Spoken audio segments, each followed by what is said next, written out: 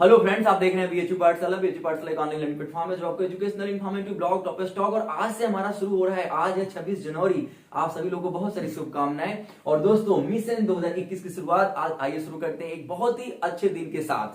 तो मेरे दोस्त, आज का जो ये वीडियो है कहीं ना कहीं एक मास्टर वीडियो है। और मैं आपके दावे के साथ बोलता हूं कि ये आज का एक वीडियो आने वाला आपका पूरा जो कंपटीशन की तैयारी हो पूरा बदल देगा। आज से आप इस शुरुआत करो। आज से जो स्टडी प्लान है वो मैं अपने साथ आपको लेके चल रहा हूं। और मैं दोस्त प्रॉमिस करता हूं कि अब ये जो साथ है ये नहीं छूटने वाला है। और ये साथ आपको मैं देने वाला हूं पूरे 2021 की तैयारी में। तो मेरे दोस्त, इस वीडियो को मैं पूरा एनालिसिस करूंगा, पूरा बताऊंगा, एक एक पॉइंट्स को डिस्कस करूंगा। लेकिन उससे पहले इस वीडियो को शेयर करो, लाइक करो और सब्सक्राइब करो चैनल को। क्योंकि बीएचयू पाठशाला one of the one channel जो कि आपको पूरे ग्राउंड लेवल से लेके पूरी स्टडी प्लान तक का एक टीम वर्क आपको करते हुए नजर आएगा।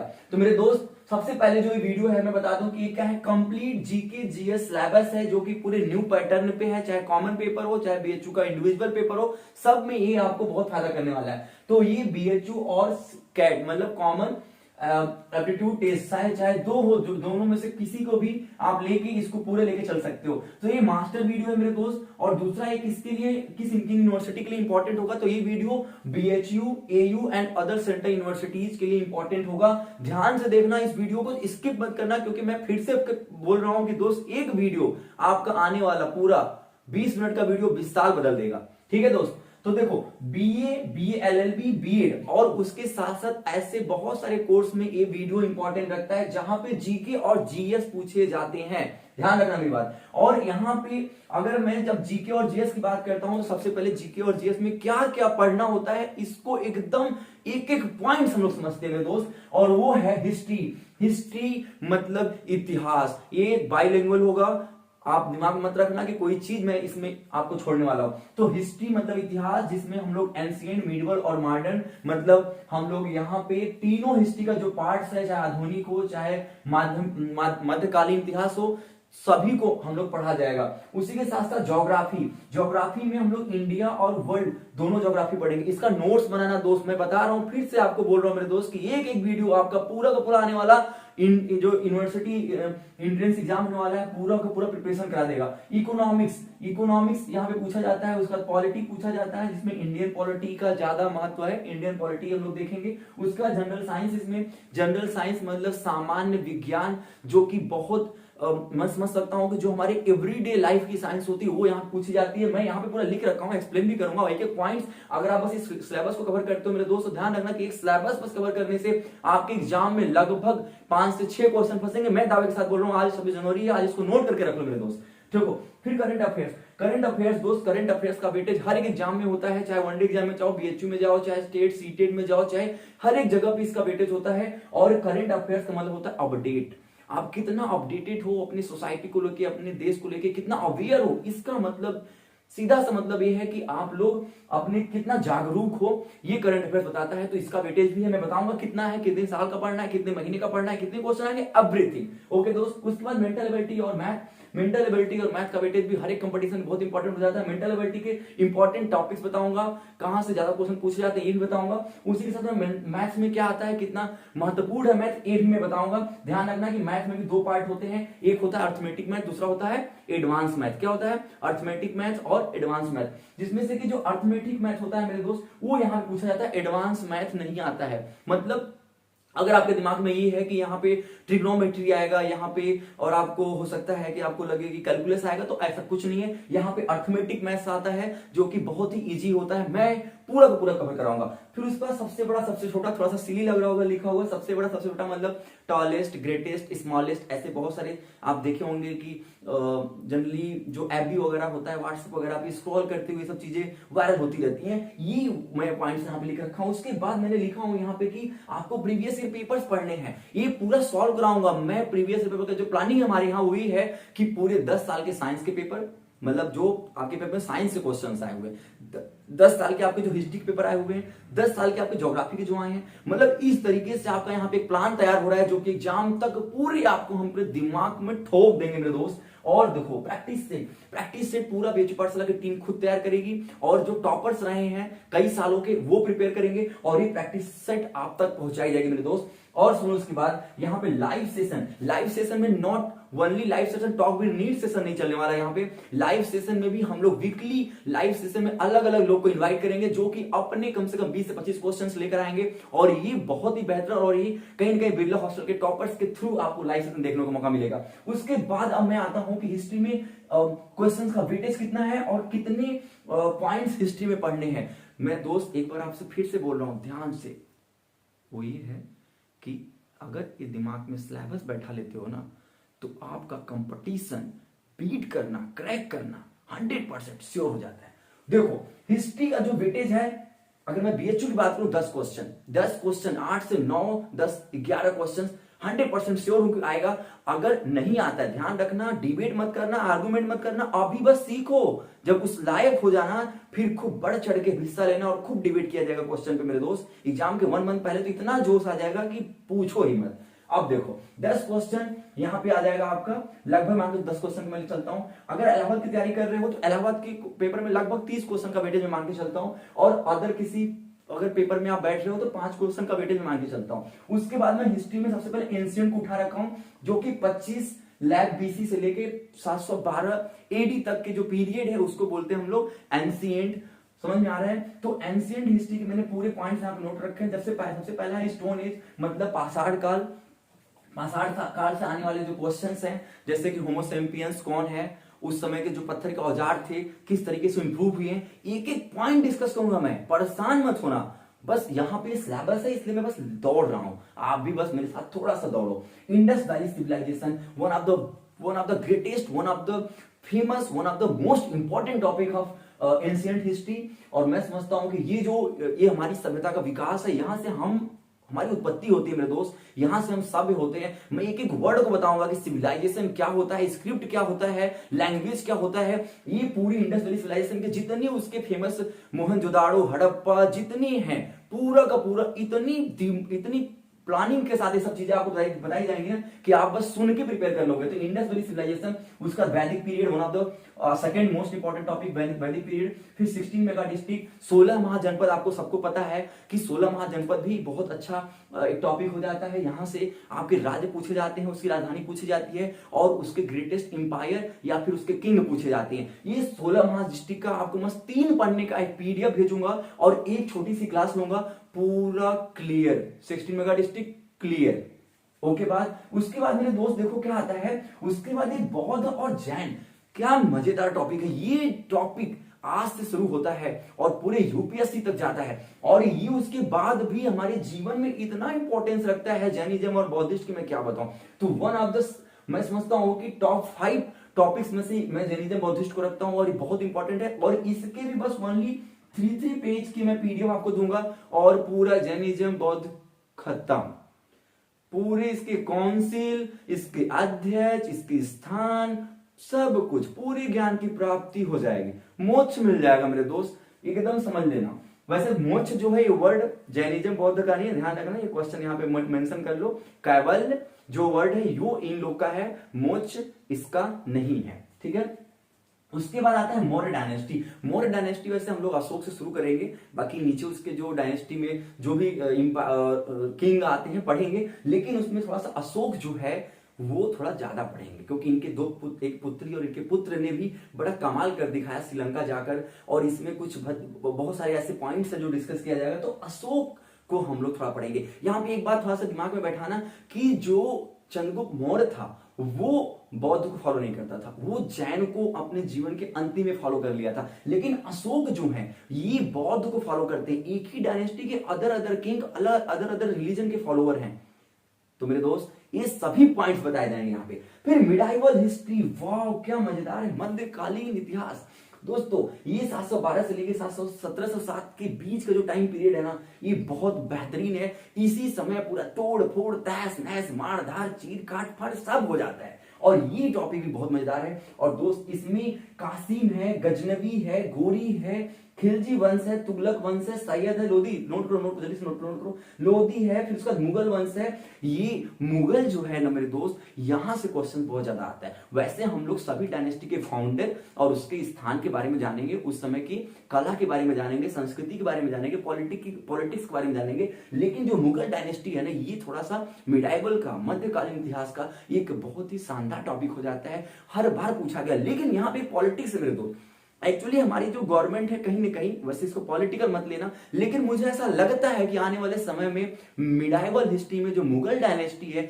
इसका क्रेज घटेगा। लेकिन फिर भी पढ़ना पड़ेगा, थोड़े कुछ एम्पायर उसमें अच्छे भी हैं, कुछ लोग के एम्पायर ज्यादा बेहतर थे, कुछ किंग बहुत फेमस हैं, अकबर वगैरह जिससे, तो ठीक है आगे देखो। उसके बाद हम लोग आ जाते हैं मॉडर्न हिस्ट्री। मॉडर्न हिस्ट्री, वाह, हम लोग ने एंशिएंट कंप्लीट कर लिया, हम लोगों ने मिडाइवल कंप्लीट कर लिया, अब हम लोग आधुनिक की तरफ बढ़ते हैं, आधुनिकता की तरफ बढ़ते हैं। मॉडर्न हिस्ट्री जो है मेरे दोस्त, वो प्लासी 1857, 1857 रिवॉल्ट, झांसी, वाह, आज रिपब्लिक डे है, कहीं ना कहीं की पहला स्वतंत्रता संग्राम जो है 1857 क्रांति को ही बोला जाता है। और इसमें पूरा अंगल मंगल पांडे सांडे सब पढ़ेंगे यार, एकदम इसको तो पूछो ही मत, बड़ा इंपॉर्टेंट और बड़ा ही इंटरेस्टिंग टॉपिक है। और इसमें भी आपके पास 2-4 पेज का एक पीडीएफ हम आएंगे और 2 क्लासेज इस पे लेंगे, 2 क्लासेज, एक में इंट्रो, सेकंड में डेटा, पूरा बाय बाय टाटा। उसके बाद आ जाएंगे हम लोग गवर्नर जनरल, वायसराय, ध्यान रखना मेरे दोस्त, governor general of India, of Bengal, viceroy, ये सभी अलग अलग नाम हैं, अलग अलग सबकी विशेषता है और हम इन सभी विशेषताओं को समझेंगे मेरे दोस्त। उसके बाद आता है इंडियन नेशनल कांग्रेस, यही दिलवाता है आजादी, बहुत बढ़ चढ़ के लेता है स्वतंत्रता की संग्राम की लड़ाई में भाग, और ये 72 से शुरू होता है। मैं नहीं बताऊंगा व्हाट इज 72, 78, ये सब एक नंबर है, एक क्वेश्चन है। मुंबई संस्कृत विद्यालय, क्या मजेदार है। इंडियन नेशनल कांग्रेस, शॉर्ट में बोलते हैं इसको INC, भारतीय राष्ट्रीय कांग्रेस। अब उसके बाद मेरे देखो स्वदेशी, फिर मुस्लिम लीग, फिर split of Indian national Congress, क्योंकि आपको पता है कि इंडियन नेशनल कांग्रेस ब्रेक भी हो जाता है। बस नोट करो इसको, बाकी कुछ नहीं करना है। 1905, 1906, 1907, मैंने एक सीरीज में नोट किया है कि आपके दिमाग में बस अगर कहानी की एक सीक्वेंस बन जाता है ना तो मजा ही मजा है। उसके बाद होम रूल लीग, फिर उसके बाद रॉलेट एक्ट, ध्यान रखना कि रॉलेट एक्ट, और इसी का एक अल्टरनेटिव वर्ड आप ध्यान कर सकते हो, जो एक एक्सीडेंट है वो क्या है आपका, तो चलिए क्या बोलते हैं इसको, हाँ कमेंट्स कर दो, थोड़ा सा मेरे दिमाग से निकल रहा है। फिर उसके बाद खिलाफत, उसके बाद असहयोग, चौरी चौरा, स्वराज, फिर Hindustan Republic association, Simon commission, Bharat में आगमन, ध्यान रखना कि साइमन कमीशन से 2 क्वेश्चन आते हैं, एक कब बना और भारत में कब आया, तो दोनों चीजें मैंने यहाँ पे नोट कर दिया है। उसके बाद है आपका नेहरू रिपोर्ट, फिर बारदोली सत्याग्रह, यहीं से हमारे लौह पुरुष जी का बड़ा ही बेहतरीन स्टोरी शुरू हो जाता है। स्वाधीनता दिवस की घोषणा, फिर उसके बाद नमक सत्याग्रह, जिसको सविना अवज्ञा आंदोलन एक अल्टरनेटिव वर्ड से ध्यान कर सकते हो। 1930 प्रथम गोलमेज सम्मेलन, ध्यान रखना कि 1, 2, 3 टोटल गोलमेज सम्मेलन, ठीक है। उसके बाद ध्यान रखना गांधी इरविन समझौता, पूना पैक्ट, फिर उसके बाद है कांग्रेस सोशलिस्ट पार्टी। ये पूरा का पूरा एकदम क्लीन कर दूंगा, बस नोट करना है, आज कुछ नहीं करना है। उसके बाद भारत शासन अधिनियम, फॉरवर्ड ब्लॉक, पाक की मांग, यहाँ पे हो जाता है पाकिस्तान का जन्म का जो पहला मांग था वो। उसके बाद यहाँ पे अगस्त प्रस्ताव, क्रिप्स मिशन, भारत छोड़ो प्रस्ताव, शिमला सम्मेलन, कैबिनेट मिशन, और हो जाता है हमारा देश आजाद। और आज का दिन आ जाता है रिपब्लिक डे। ध्यान रखना कि आज के दिन हमारा संविधान एक्सेप्ट कर लिया गया था मेरे दोस्तों। तो ये इसके बाद भारत हमारा आजाद होगा 48 में, और 50 में संविधान हमारा एक्सेप्ट हो जाएगा। उसके बाद अब ज्योग्राफी में भी 10 क्वेश्चंस का weightage, 30 question Allahabad, 5 question different examination. अब मैं अगर इसमें ज्योग्राफी में इंपॉर्टेंट टॉपिक्स में बता दूं तो देखिए ये टॉपिक्स जो हैं, ध्यान रखना कि मेरे को जब देख रहे हो ना, बस इस वीडियो तक मत देखना, आने वाले मेरे जितने वीडियोज हैं बस देखते रहो, सीखते रहो, लाइक ठोकते रहो।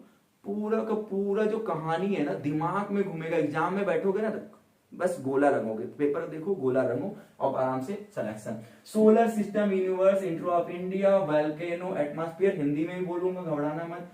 फिर Indian agriculture, national park, soil, multipurpose projects, water state, river, peninsular India और सिंधु, माउंटेन एंड पीक, अक्षांश देशांतर, लैटिट्यूड लॉन्गिट्यूड, विश्व की झीलें, भारत की जनसंख्या, भारत की जनजातियां, हिंदी में।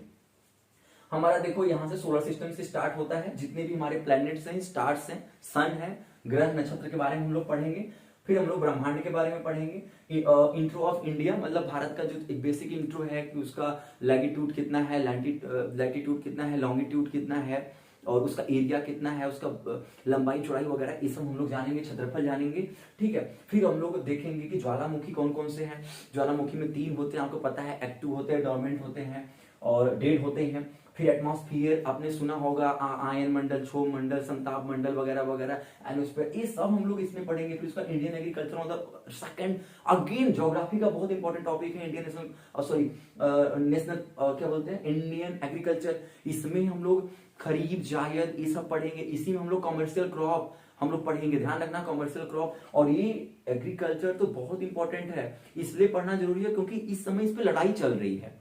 ठीक है, उसके बाद हम लोग सॉइल पढ़ेंगे। सॉइल में भी कई काइंड्स होते हैं, पूरा एक एक को पढ़ा जाएगा। नेशनल पार्क पढ़ा जाएगा, वाइल्ड लाइफ सेंचुरी पढ़ा जाएगा, उसका मल्टीपर्पज प्रोजेक्ट पढ़ा जाएगा। पहला कौन, सेकंड कौन, बड़ा कौन, छोटा कौन, नीचे कौन, ऊपर कौन, सब पढ़ेंगे मल्टीपर्पज प्रोजेक्ट में। मल्टीपर्पज मतलब बहुउद्देशीय परियोजना, मतलब इसमें बांध के बारे में पढ़ते हैं, हीराकुंड का नाम सुना होगा ना, वही। वाटर स्टेट, हम लोग जल संधि के बारे में पढ़ेंगे। बहुत सारे ऐसे जल संधियां हैं जो इंपॉर्टेंट एग्जाम पूछा था। वो रिवर, मतलब हम लोग रिवर के बारे में, जैसे गंगा हो गया, तो गंगा जो है उत्तर भारत की नदी है। वैसे ही पेनिसुलर इंडियन, पेनिसुलर मतलब होता है भारत के मैप में जो ऐसे शेप बनाता है, मतलब जो नीचे वाला ऐसा शेप होता है पेनिसुलर, मतलब प्रायद्वीपीय, मतलब 3 ओर से जल से घिरा हुआ। तो पेनिसुलर मतलब हो गया कावेरी, कृष्णा, ये सब जो गोदावरी नदियां हैं, ये सब बारे में पढ़ेंगे। फिर हम लोग सिंधु नदी के बारे में पढ़ेंगे, इसके जो रावी, सतलज, सिंध, ये सब है ना पुलिस के बहुत सहायक, इस पर पढ़ेंगे। माउंटेन एंड पीक पढ़ेंगे, पर्वत और उसकी ऊंची छोटी, जैसे कि नीलगिरी है तो सबसे ऊंची चोटी का नाम क्या है, तो इस तरीके से अरावली है, सबसे ऊंची चोटी का नाम क्या है, कितनी लंबाई है, क्यों फेमस है, क्या पाया जाता है, अयस्क, लॉ, मिनरल्स वगैरह, ये सब पढ़ेंगे इसमें। फिर उसके बाद हम लोग पढ़ेंगे लैटिट्यूड, लॉन्गिट्यूड, अक्षांश और देशांतर। ये बहुत बेहतरीन टॉपिक है, इसको पढ़ा जाएगा। विश्व की झीलें, भारत की जनसंख्या, भारत की जनजातियां, ये पढ़ा जाएगा। इसमें कम से कम अभी मैं समझता हूँ कि 8 टॉपिक्स प्लस अभी 8 ऐसे और टॉपिक हैं जो इसमें पढ़ा जाएगा, क्योंकि ज्योग्राफी थोड़ा सा बराड आता है। उसके बाद हम लोग पढ़ेंगे और पॉलिटी के बारे में। देखो मेरे दोस्त, जो पॉलिटी है ये कहीं ना कहीं बहुत भूमिका निभाता है, और पॉलिटी तो देखो मेरे दोस्त जानना ही चाहिए, क्योंकि अगर आप इंडिया में रहते हो और अपने राइट्स को नहीं जानोगे, नॉट एज ए स्टूडेंट आपको जानना चाहिए। सिलेक्शन होना ना होना, ये पूरी स्टडी देखो, सिलेक्शन होना ना होना अलग चीज है, खुद में नॉलेजेबल होना, खुद में कुछ सीखना, ये अलग फैक्टर है।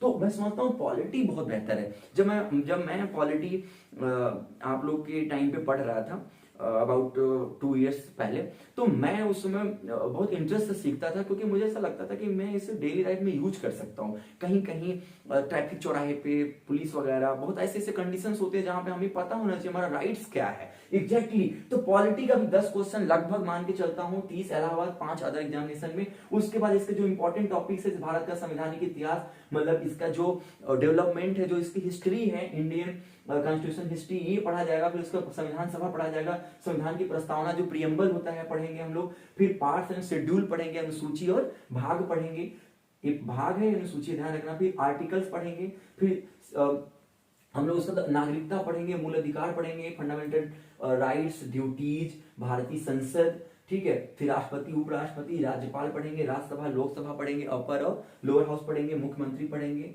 मतलब सीएम, पीएम पढ़ेंगे, सर्वोच्च न्यायालय, उच्च न्यायालय, संविधान संशोधन, इंडियन कॉन्स्टिट्यूशनल अमेंडमेंट पढ़ेंगे, और पार्लियामेंट पढ़ेंगे।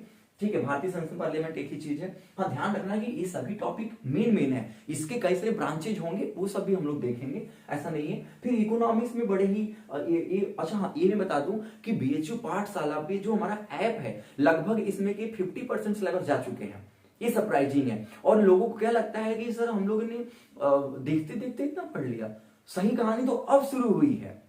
मैंने अपनी स्टडी को 3 पार्ट्स में डिवाइड कर रखा है। एक बहुत स्लो मोशन में, जो कि कंप्लीट हो चुका है, 26 जनवरी आज है। आज से हम लोग इसको सेकंड स्टेज में ले जा रहे हैं, सेकंड लेवल में ले जा रहे हैं, जहां से हम लोग लाइव सेशन एवरीथिंग स्टार्ट कर रहे हैं। थर्ड स्टेज में एकदम बम्पर फ्लो में आ जाएंगे, पूछो ही मत क्या होगा उसमें। तो ये हाल है उसका। National income, unemployment, poverty, industry, India, tax system, banking system, economic planning, basic intro और अदर 5 टॉपिक्स आपके इकोनॉमिक्स में इंक्लूड होते हैं। अब जीएस की बात करें तो देखो, जीएस में तीन होते हैं, आपको पता है। है, बायो होता है, केमिस्ट्री होता है, फिजिक्स होता है। मैं आपको बता दूं बायोलॉजी से क्वेश्चन ज्यादा आते हैं, इसलिए मैं जीएस पॉइंट्स को अभी डिस्कस करूंगा जब मैं क्लासेस ले आऊंगा तब। ऑलरेडी बीएचयू पाठशाला पे जीएस की क्लासेस 3 जा चुकी हैं, इकोनॉमिक्स पूरा पढ़ाया जा चुका है, इसके प्रैक्टिस सेट करानी है, बाकी 5 क्लासेस और करानी है और बाकी जो टॉपिक्स हैं वहां पे कवर होंगी। हाँ, जल्दी से ज्वाइन करो, नीचे डिस्क्रिप्शन में एक नंबर है, कॉल करो, अपना रजिस्ट्रेशन कराओ और जुड़ जाओ, साथ पढ़ो, हम भी आगे बढ़ेंगे, आप भी मेरे साथ आगे बढ़ना।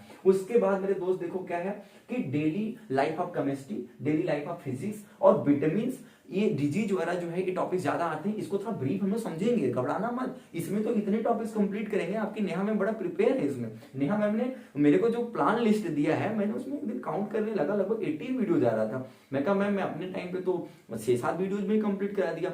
बोला कि एक्चुअली सर आपके टाइम पे क्या था कि आप कुछ टॉपिक्स को मेरे को लगा कि आप छोड़ रहे हो, वो बाय द वे अलग बात है कि वो एग्जाम में नहीं आया, लेकिन इस बार हम लोग सोच रहे हैं सर हर एक टॉपिक कवर किया जाए। मैं कहा अच्छी बात है भाई, उन्होंने 18 टॉपिक्स का प्लान कर रखा है और वो भी कंप्लीट कराया जाएगा। उसके बाद करंट अफेयर्स, क्या मजेदार बात आ गई, करंट अफेयर्स पूरी एग्जाम तक दिमाग में क्वेश्चन जाता रहता सर करंट अफेयर्स कितने मंथ का पढ़े।